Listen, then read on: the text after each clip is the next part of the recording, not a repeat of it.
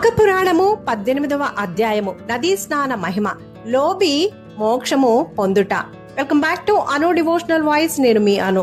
ఎటువంటి వారైనను వారు తెలిసి చేసిన తెలియక చేసిన మాఘమాసమందలి నదీ స్నానము అత్యంత పుణ్య ఫలితాన్ని ఇచ్చును అని చెప్పడానికి మరొక వృత్తాంతము కూడా ఉంది. వినుము అంటూ చెప్పసాగాడు.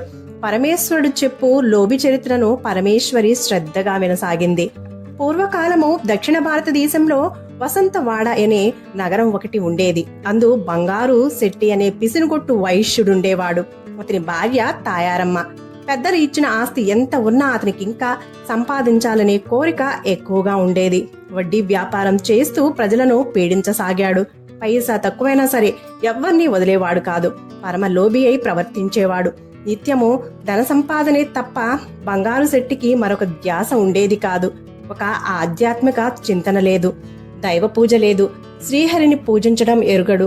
దాన ధర్మాల ప్రసక్తి అసలే లేదు. ధన సంపాదనలో పడి కడుపుకింత కూడు కూడా తినేవాడు కాదు. అతనికి పేద ధనిక అనే భేదమే లేదు. ఎవరైనా సరే గడువుకు రుణం తీర్చకపోతే వారి గౌరవ మర్యాదలు మంటగలిపి పంచాయతీ పెట్టి వాళ్ల ఆస్తులను అన్యాయంగా స్వాధీనపరుచుకునేవాడు. కానీ ఆయన భార్య తాయారమ్మ సద్గుణ సంపన్నురాలు, దయాపరురాలు. దైవభక్తి ఆమెకు మెండు.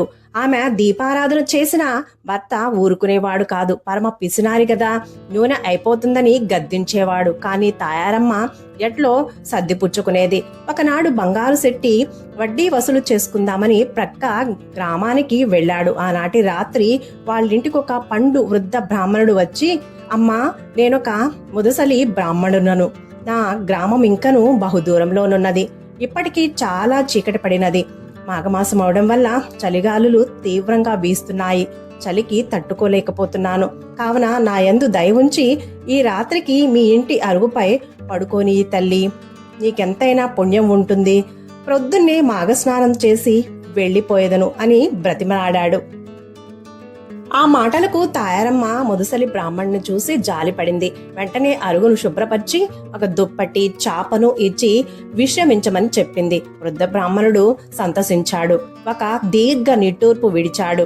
ఇంతలో తాయారమ్మ ఒక పండును తెచ్చి ఇస్తూ, అయ్యా, మీరిందాక మాఘస్నానమును చేసి వెళ్లిపోతాను అని అన్నారు కదా, మాఘస్నానం అంత మహిమగలదా?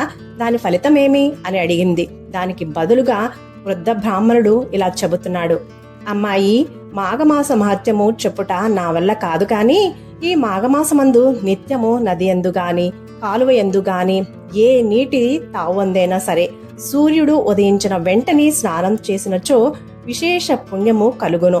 ఉదయాన్నే స్నానం చేయటము, శ్రీ మహావిష్ణువును పూజించడము, దేవాలయాలకు వెళ్లి అర్చనలు చేయుట, తులసి దళములతో శ్రీమన్నారాయణునికి పూజలు చేయుట, స్వామి ప్రసాదాన్ని స్వీకరించడం, విష్ణు పురాణాన్ని చదవడం, నెలాఖరున బ్రాహ్మణ సమారాధన, దాన ధర్మాలు చేయడం మొన్నగు సత్కార్యములు చేసినచో మానవుని సర్వ పాపములు హరించుకుపోతాయి. నెల రోజులు చేయలేని వారు చివరకు ఒక్క రోజైనను పండుగ దినములలోనైనను అనగా ఏకాదశి, ద్వాదశి, పౌర్ణమి తిథులు యందు స్నానమాచరించినచో వారికి విశేష పుణ్య ఫలితం కలుగుతుంది. సకల సంపదలు, ఆరోగ్య ఐశ్వర్య సంపదలు, పుత్ర సంతానము కలుగును.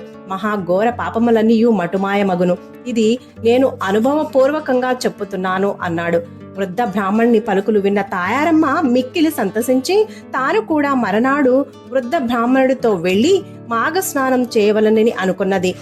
విష్ణు ధ్యానంలో మునిగిపోయినది. ఇంతలో ప్రక్క గ్రామానికి వెళ్లిన భర్త ఇంటికి తిరిగి వచ్చాడు. తాయారమ్మ భర్తతో మాఘస్నానము, దాని విశిష్టతను గురించి విపులంగా చెప్పింది. తెల్లవారగానే నదీ స్నానముకు పోయి వచ్చేదనన్నది. భార్య చెప్పిన మాటలు విన్న బంగారు శెట్టికి కోపం తారాస్థాయికి చేరింది. ఓసి నీ వెర్రి మండిపోను, ఎవరేమి చెబితే దాన్ని నమ్మేయడమేనా? మాఘస్నానమేమిటి, వ్రతదానాదులేమిటి? నీకేమైనా పిచ్చి పట్టిందా? ఎంత ఖర్చు, ఒళ్ళు గుల్ల చేసుకుని సంపాదిస్తుంటే తిని కూర్చోలేక నాకు నష్టం కలిగించే పనులు చేస్తావా? నోరు మూసుకొని పడి ఉండు అన్నాడు. అంతటా తాయారమ్మ, ఇందులో కూడా ఖర్చు లేదండి, నదీ స్నానం చేయడమేగా అంది. చాలా నార్మీ, అధిక ప్రసంగం చేస్తే అవతలికి గెంటేస్తా, జాగ్రత్త. నేనెంత కష్టపడుతున్నానో గ్రహించావా? పైసా కూడబెడుతున్నాను. రాత్రనక పగలనక అడ్డమైన వారింటి చుట్టూ తిరిగి వడ్డీలు వసూలు చేస్తున్నాను. ఇదంతా దాన ధర్మాలు చేయటానికా? నదీ స్నానాలు దాన ధర్మాలు చేస్తూ ఇల్లు గుల్ల చేసుకోమంటావా? ఇలా చేస్తే చివరికి మనం భిక్షం ఎత్తుకోవలసిందే. పోయి పడుకో, మాట్లాడకు అంటూ గద్దించాడు. భర్త మాటలకు తాయారమ్మ మనసు కలత చెందింది. నిద్ర పట్టలేదు. పరిపరి విధాల ఆలోచించి ఎట్లాగైనా మాఘమాస నదీ స్నానం చేయాలని నిర్ణయానికి వచ్చి ఎప్పుడు తెల్లారుతుందా, ఎప్పుడు నదీ స్నానం చేద్దామా అనుకుంటూ ఆ శ్రీహరిని ధ్యానించుకుంటూ ఆత్రంగా ఎదురు చూడసాగింది. ఇంతలో బళ్ళున తెల్లారింది. త్వరగా కాలకృత్యాలు తీర్చుకుని భర్తకు చెప్పకుండా వృద్ధ బ్రాహ్మణుడితో పాటు వెళ్లి నదిలో స్నానానికై దిగింది. ఇదంతా పసిగట్టిన పిసినారి బంగారు శెట్టి ఒక కర్రను తీసుకొని తాను కూడా నదిలోకి దిగి భార్య జుట్టు పట్టుకొని కొట్టబోతుండగా ఆ పెనుగులాటలో వారిద్దరూ తమకు తెలియకుండానే నది నీళ్లలో మునిగి తేలడంతో వారిద్దరికీ కూడా మాఘ స్నాన ఫలితము దక్కింది. చివరకు బంగారు శెట్టి భార్యను దండించి ఇంటికి తీసుకుని వచ్చాడు. కొంతకాలానికి ఇద్దరూ మరణించారు. తాయారమ్మను తీసుకుని పోవడానికి విష్ణుదూతలు వచ్చి బంగారు రథంపై ఆమెనెక్కించుకుని తీసుకుని పోవుచుండెరి. భర్త బంగారు శెట్టిని యమదూతలు వచ్చి తీసుకుని పోవుచుండెరి. భర్తను యమదూతలు తీసుకుపోవడాన్ని గమనించిన తాయారమ్మ యమభటులతో, ఓ యమభటులారా, ఆగండి, ఏమిటి అన్యాయం? నన్ను వైకుంఠానికి తీసుకుని పోవడం ఏమిటి? నా భర్తను నరకానికి తీసుకుని పోవడం ఏమిటి? భార్యాభర్తలన్న తర్వాత ఇద్దరు సమానమే కదా అంది.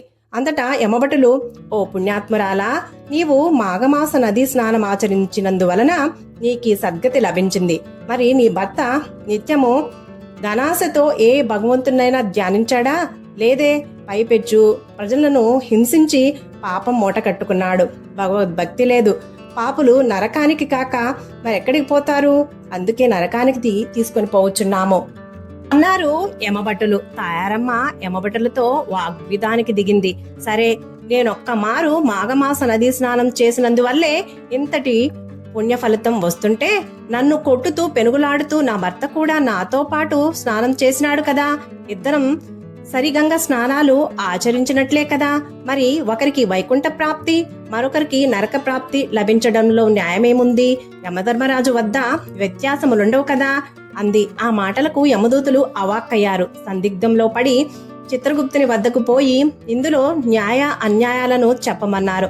చిత్రగుప్తుడు వారిద్దరి పాపపుణ్యములను బేరీజు వేసుకుని చూడగా ఇద్దరికీ సమాన పుణ్య ఫలితం వచ్చింది.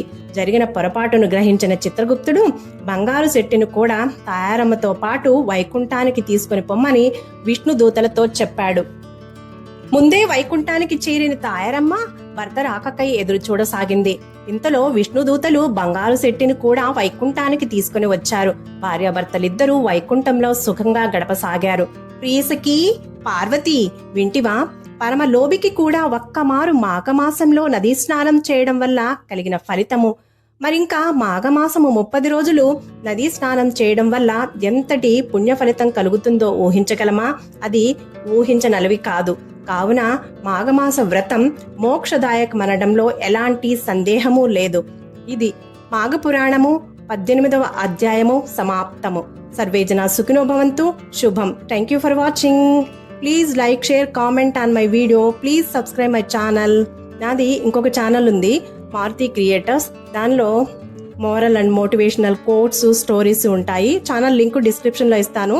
దాన్ని కూడా సబ్స్క్రైబ్ చేసుకొని ప్లీజ్ సపోర్ట్ చేయండి.